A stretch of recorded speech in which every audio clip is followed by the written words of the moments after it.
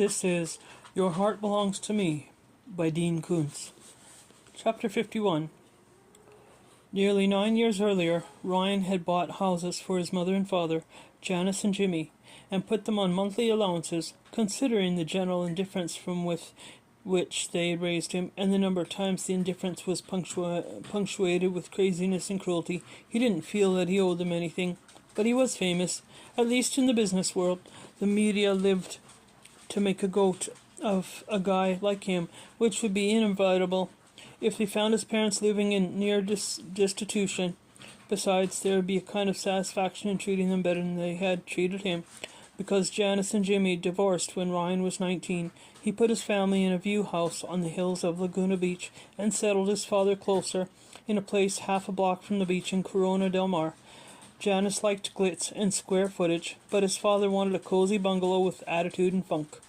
Corona del Mar, which was part of a Newport beach, didn't have a reputation for funk. Ryan found a 2,200 square foot cottage-style bungalow with enormous charm, confident that Jimmy would bring plenty of attitude and funkiness with him, and sure of the situation he would find. He had his limo driver park a block away, and he walked to the house. Step by step, he considered backing off until Wilson Mott could get armed escorts here. The United States was one of the few places in the world where a wealthy man could safely live without being parentized by bodyguards. In the interest of leading a normal life, with as much liberty as he could keep, Ryan used Mott's armed escorts only when absolutely necessary. In this instant, while prudence argued for backup, instinct said he must go in alone. Instinct and a belated acknowledgement of the truth also told him that by his actions he had narrowed his many possible futures to this one aneurysm in the time stream, and fate would either end him here or give him another chance. Only he could save himself. He opened a white gate in a white picket fence and walked under a trellis draped with a bougainvillea in his less flamboyant winter dress, but still with an impressive spray of red petals as bright as blood. The brick walkway led to a porch with side trellises up which climbed trumpet vines. A guarding service maintained the landscape. Left to Jimmy, the lawn would be dead, and everything else would have rioted into a tangle of reminiscent of a third-act set for Little Shop of Horrors. The front door stood ajar. He did not ring the bell, but pushed the door open and stepped inside. He seldom came here, so the time warp always surprised him, just as he always depressed him. The age of Aquarius had passed in most of the rest of the world, but here the clocks had stopped in 1968. The psychedelic posters, the Grateful Dead memorabilia, here Sly and the Family Stone, there Hendrix and Joplin, here the Jefferson airplane, the Day-Glow peace signs, the portrait of Chairman Mao, bamboo window shades flanked by tie-dye drapes, and of course the hookah on the coffee table. Jimmy sat on the sofa, and Lily's sister Violet stood over him with a silencer-equipped pistol. Seeing Ryan, his father said, "Shit, man, you took long enough. We have a situation here. Whatever you did to make it, you unmake it right now, 'cause this bitch is a stone-serious psycho." At 63, Jimmy had no hair on the top of his head, but a sufficient crop at the back to make a ponytail. He wore a headband like one that Pigpen had worn, a mustache like David Crosby's, beads purportedly worn by Grace Slick. The only thing about him that was not copied after someone else were his eyes, like burnt holes into which had drained water and ashes, the aftermath of a fire, full of childlike calculation and need and quiet desperation, restless eyes that Ryan could bear to meet only when his old man was sufficiently stoned that the fear and resentment and bitterness were for the moment drowned in chemical bliss. "Bamping," Violet said. Hearing movement, he turned to see a man step into the living room from the hallway. He was Asian, Ryan's size, and had a pistol of his own. Indicating Jimmy, she said to Bamping, Take him to his bedroom and keep him quiet there until this is done." "I don't want to go back there," Jimmy said. "I don't want to go with him."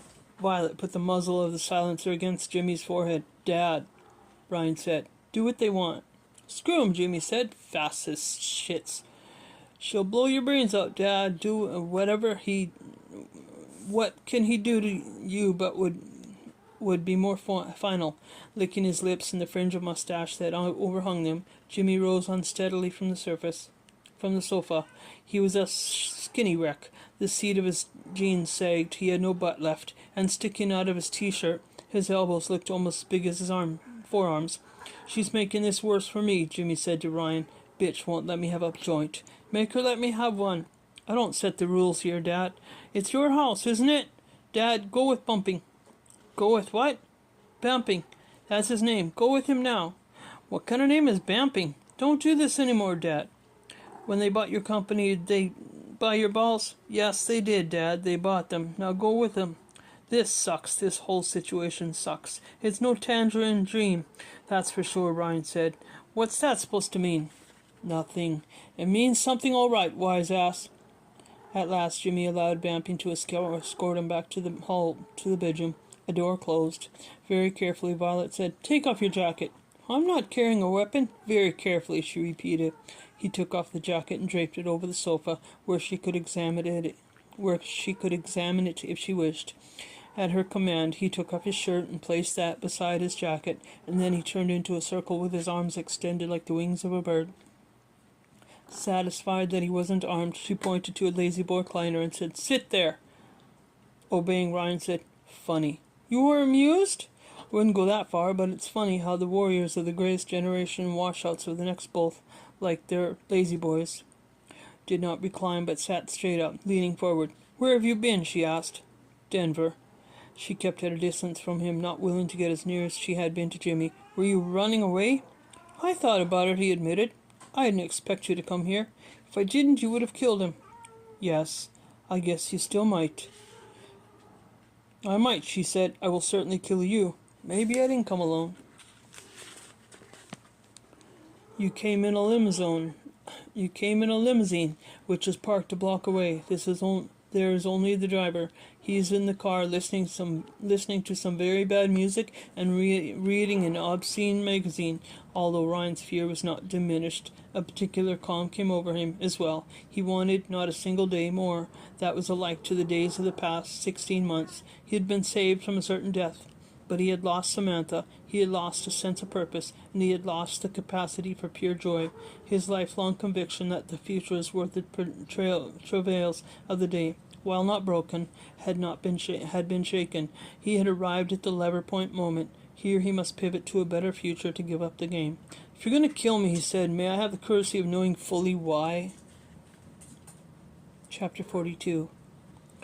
The bamboo shades dropped to sills, were dimly backlit by the overcast day, but admitted no light to the living room or to the dining room that lay beyond a wide archway.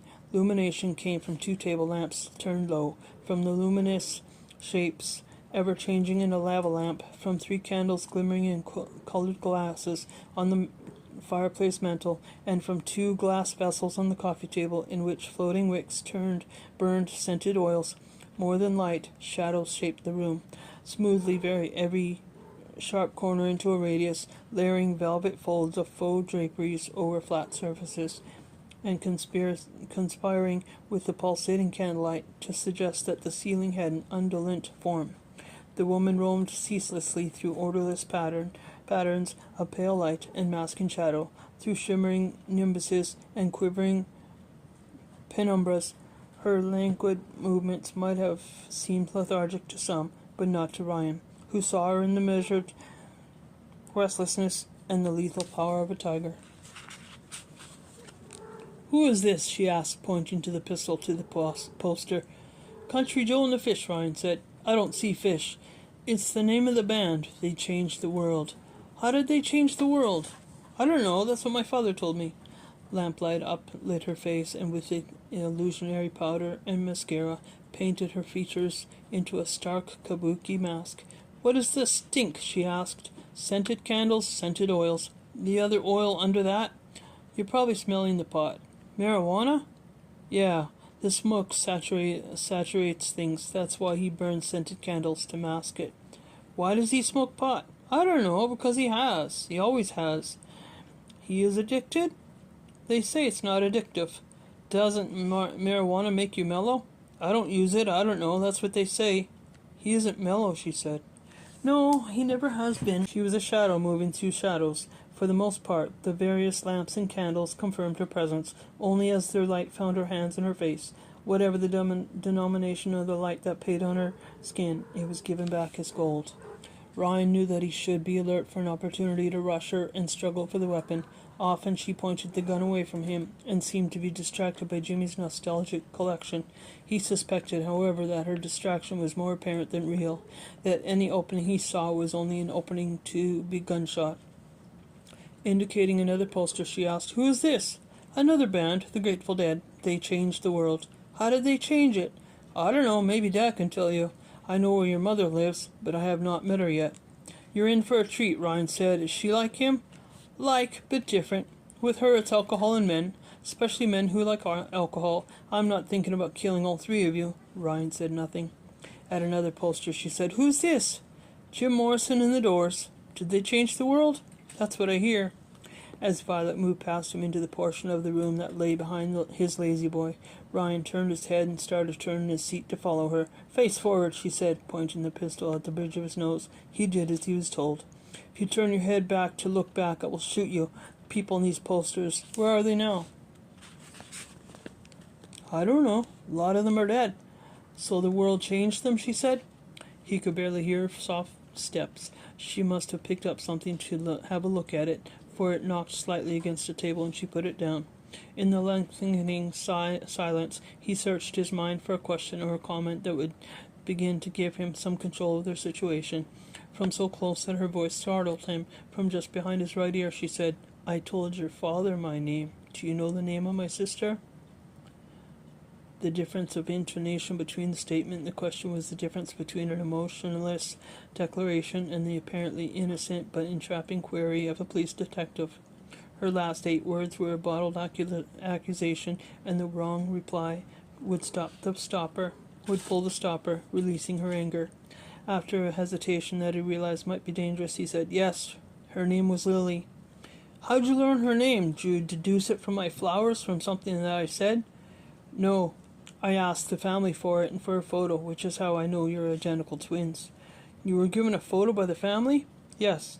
"But I am the family." "Well, I guess it came from your parents." "Liar," she said. She slammed the back of his head with what might have been the butt of the pistol, and blood burst from his crushed ear. As he tried to push up from the chair, the next blow landed on the top of his skull, so swiftly delivered after the first that the agony in his ear had just begun to bloom. A scintillation of pain followed the national sutures between the frontal bone of his skull and the 2 parietals behind his eyes, which had squinched shut with the pain. He saw the squiggly line of those sutures, picked out in the darkness by sputters of coppery sparks. Defensively, frantically, he clasped the top of his head with his hands so the third blow cracked his fingers. He cried out, or thought he did, but even if he screamed, the 4th blow cut it short and knocked him unconscious. End of 52. 53. He regained consciousness in stages, defined by an increasing tolerance for light. At first, rising from oblivion, he found the oil lamps endurably bright, their flames so sharp that it seemed each flicker lacerated his eyes. He didn't know where he was or to whom the lamps belonged, and his head was such a mass of pain that he could not think of the words to ask at the wicks he snuffed.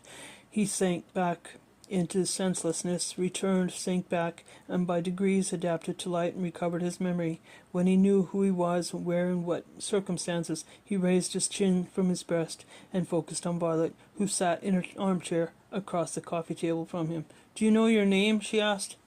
He could hear her clearly with his left ear, but her words came to his right as though water flooded the canal. Perhaps the torn ear was only pooled with blood, and he was not to any degree deaf. "Do you know your name?" she asked again. His answer cracked unspoken to his dry throat. He woke up with some saliva, swallowed, and said shakily, "Yes. What is your name?" "Ryan Perry." He sensed that she possessed the skill to administer a pistol whipping without risking a concussion, but that she lost control this time and was concerned that she would be able to have less fun with him than she originally intended. What is the date? He thought for a moment, remembered, told her. From ear to ear and nose to nape, his head ached, not in a way that mere aspirin could address. In addition to the ache were more intense paroxysms, recurring and receding waves radiating from the right side around to the back of the skull. Trailing these stronger tides of pain were quick but even sharper pangs, 6 and 8 and 10 at a time, tattooing a line from his right temple, across the orb of that eye, and down the bridge of his nose. When he lifted his left arm off the arm of the chair, intending to put it to his head, he inhaled with a hiss through clenched teeth, because it seemed that broken glass must be embedded on his knuckles. The index finger was bent immovably at an unnatural angle, and the little finger appeared to have been crushed beyond repair. His hand dried blood, and the leather upholstery glistened with slickness of it. Half of the Violet's face lay in soft shadows, half shone gold in lamplight, but both celadon eyes were bright with interest. Once more I ask, who gave you a photograph of Lily? Supposedly the family. It came through my surgeon. Dr. Hobb? Yes. When did you receive the photo? Yesterday morning. Sunday morning? Yes. And I saw she was your twin. And then you fled to Denver. First to Vegas, then to Denver. Why there? He could not explain Miss Ismay Clam to himself, let alone to this woman. He said, "You cut me in the parking lot. You invaded my house and covered every trace of how you got in and out. You screwed with the security recordings, opened blind deadbolts." Electromagnets can open blind deadbolts. Did it seem like sorcery? I was scared. I had to go somewhere you couldn't find me, somewhere I could think. What thoughts did you have in Denver to bring you home again? He shook his head, and that was a mistake. A liquid pain sloshed through his cranium. When the agony passed, he said, "There's no way to put it into words. You wouldn't understand." "Try." "You wouldn't understand," he repeated. Ryan began to contemplate using the coffee table to turn this situation around. The two glass vessels, if overturned and shattered, might splash burning oil only on the floor and furniture, but also on Violet. She said, I didn't expect you to come here." "Yeah, you already said. I thought you would let me kill your father." "I didn't come here just for him." "What else did you come here for?" He did not answer. He didn't have to answer anything. She would eventually kill him, whether he replied to all her questions or not. Violet said, "Do you wonder who I am, besides being her sister?" "I'm pretty sure you're not a school teacher." "What does that mean?" "A school teacher like she was." "Lily wasn't a school teacher." Because space had been allowed for the lazy boy to expand to its full length as a recliner, the chair stood farther from the coffee table than Ryan would have liked. If he had been closer, he could have thrust out his legs, kicking the table, tumbling the lamps to shatter on the floor. "Lily was a seamstress. Why would they lie about what she did?" he asked. Instead of answering the questions, Violet said, "I'm a security agent. Government security. Different from the FBI. The CIA. Oh, very different, Mr. Perry. You have never heard of this bureau, and you never will." "Secret police?" "Yes, essentially. You're bad luck to take the heart of someone with a sister capable of taking it back." "I didn't take anything. You feel the way you feel. I understand why you might feel that way. I really do. But I was on the recipient list, and she was on a donor list, and we matched. If not me, someone else." "The list you were on? The United Network for Organ Sharing?" "Yeah, that's right. How long did you wait for a heart, Mr. Perry?" If she pointed the pistol away from him, or if she started to get up from the armchair, or if she was distracted for any reason, he might be able to throw himself off the chair, overturn the table, spill the lamps, and in the flare of flames and chaos, somehow avoid being shot. The seconds the scene played in his mind, admittedly a Hollywood moment of stuntman choreography, but it might work. Just might. Because there was no moments when life imitated movies. He had to play along with her, keep her talking, and hope she gave him an opportunity. "Dr. Gupta, he gave me a year to live. A year at the most. But I might have been dead in 6 months, even less. They didn't find a match for almost 4 months. Some people wait for a year, 2 years, she said.